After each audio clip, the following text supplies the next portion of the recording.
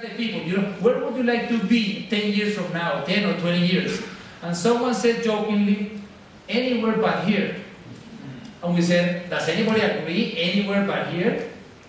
And 80% of the people raised their hands. So there's a major problem when you live in a city that your best people, that are the ones that are being trained in the best universities, want to live. So when he says, if Sudbury must more people will want to live here, that is fantastic, making those connections, And then I want to show you a little bit about the metropolitan park in Guadalajara, because actually ISCA is a partner in this process, helping now to get it developed. Liliana Ortiz, who is a member of the board, was there. And what we did is this. So when we go to the public places, we have to listen to the community. The community is the expert.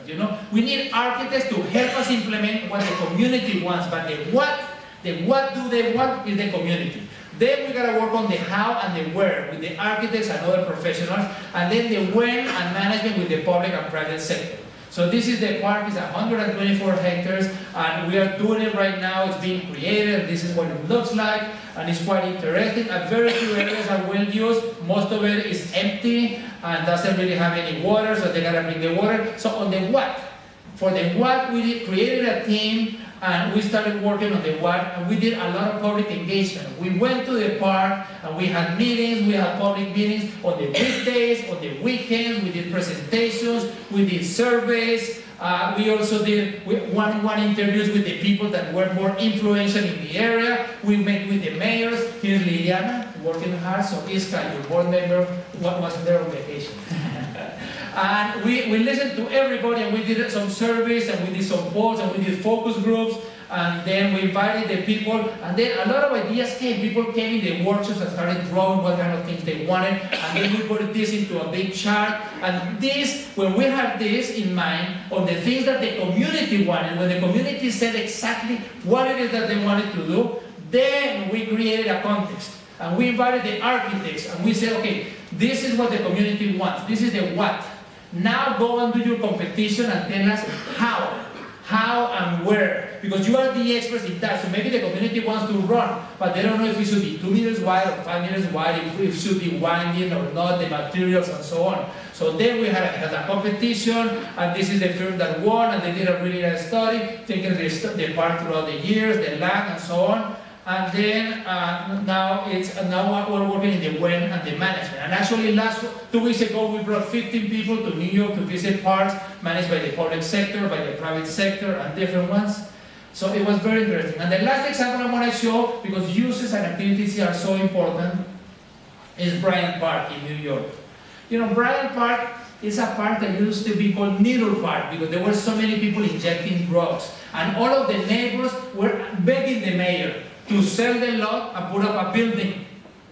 Because when public space is not properly used, either people take it, or people sell it, or people give it away. But thank God they didn't do that, because now it has become one of the best urban parks in the world, and best used. You can get there walking, you can get there cycling, you can get there in public transit, and it is very wide open. When you're walking around the street, you see what's happening inside, so it's very transparent, and then good maintenance. The signage is very discreet, very nice. But more than anything, with regard to management, management is not just about picking up the garbage and cutting the grass. That might be 20% of it.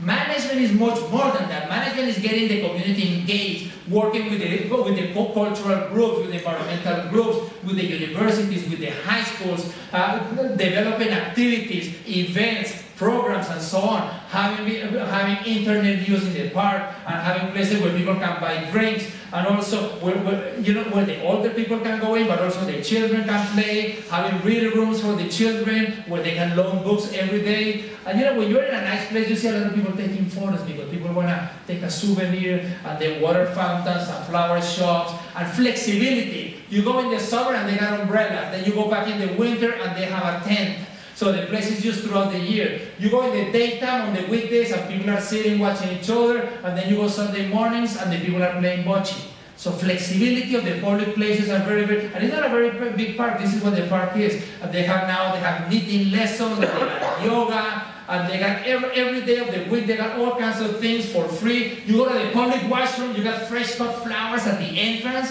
so people behave really nice, because you go into a place that, oh my God, has fresh cut flowers. and they got the carousels, and quite nice. And you know, something that they got really nice about the park and the flexibility. I went at noon, they were having a concert. I went back at night, they were having a movie. And you know, something that is quite interesting in this place is the seats. Movable seats, because people do all kinds of crazy things in these chairs, and then you actually can know what the day was like. People go to study, people go to sleep, people go to play chess, all kinds, and you know, at the end of the day, you have almost like an X-ray of where people did, where people moved in the park. So that's why I think that successful public places, maybe a third of it is design, but 2/3 is management, and we have to invest in the management of the public places. So in conclusion, we got some challenges, but more than that, we got fantastic opportunities in every one of our cities. But we gotta think, what kind of cities are we gonna build? How do we wanna live? It's clear it's not about the money. It is about priorities. Jan showed wonderful things they're doing in New York with a little bit of paint, but a huge amount of political will, you know, and decision making. It's not a technical issue. Someplace, somewhere, they're gonna tell you how to do it. It is a political issue. That's why we need leadership. And leadership is not just the mayor, but it's hundreds of leaders. We need leaders in the schools, in the business, everywhere. 2, we need political will. Politicians that say that the general interest must prevail over the particular. 3, we need doers in the public sector. You know, the people who say it cannot be done should step aside so that the people doing actually can do. You know, the people that work in the public sector gotta remind every day that every other week the citizens are paying them a salary is to get things done, not to have 20 reasons why things cannot be done. And we need public engagement. The public cannot just complain and complain to their next door neighbor. No, they gotta go out and call, write letters to the editor, communicate with their elected officials, go to public meetings, and so on. And then we need a sense of urgency. I mean, when we're going to grow by 3 billion people in the world in the next 40 years, we don't have too much time to think. We have to do.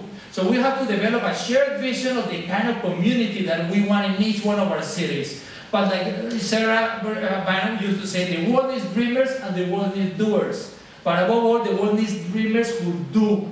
So once we do, we gotta work and work and work. And with a shared vision and a lot of work, we can transform our cities and our communities. You know, the dogs are in a row. But it's about doing things right. But more important than doing things right, it's about doing the right things. So I just want to end by suggesting to enjoy Move 2009, learn from everyone that is sitting right next to you, behind, in front, and so on. But then enjoy beautiful Copenhagen, one of the nicest cities in the world. And then all of this will recharge your batteries so that this week we talk about walking. Next week we go back and we walk the talk. Thank you very much, and I wish you all the best.